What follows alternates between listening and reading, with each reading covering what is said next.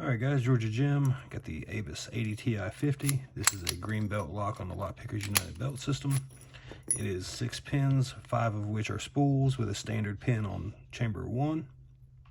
This is a lock I often see people ask for tips about, especially in relation to losing their false sets and dropping spools. So we'll get this in the vise and we'll get to talking about it.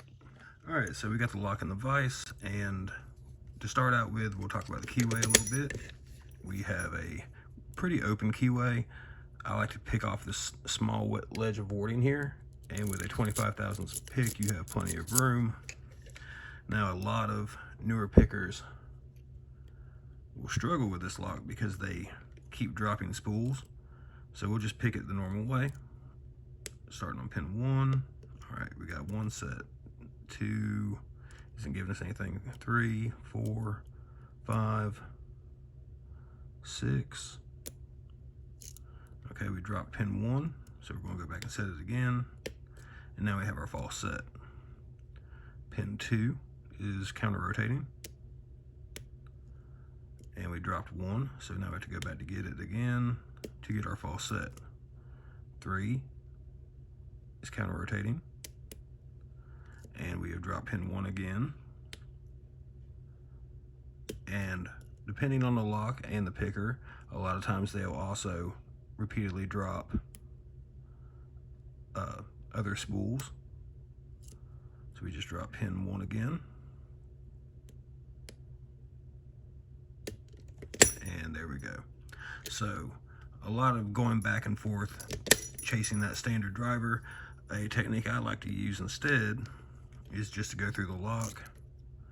See, here's pin 6, 5 is loose, 4, 3, I did hear something fall, we'll check 4 first, 3, pin 2, 3, 4, 6 is good, 5 is good, 4 is good, 3, 2, now we should be able to just hit pin 1 and we'll get the lock open, and we don't have to go around chasing our own tail, chasing counter rotation and things like that. You can save that standard driver and save yourself a little bit of frustration, especially if your particular lock likes to drop pins. And what I'm doing, the key pin is slightly loose, but when I push the pin up, it comes to a dead stop, and that tells me there is a binding pin there. We'll do this again. The pin is hard.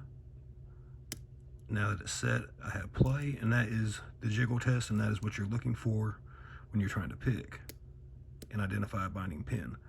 2 is now jiggling, 3 is good, 4 is back to that hard stop. Now we got play, 5 has play, 6 has play. So now we'll go back to pin 1, which is bound very hard, and we have the lock open. So hopefully this will help newer pickers who are struggling with dropping their false sets. A lot of times you can just save that standard pin on the front or in the back, or wherever the standard pin is in the particular lock. You can save one and avoid the false sets and chasing your own tail, dropping spools and things like that.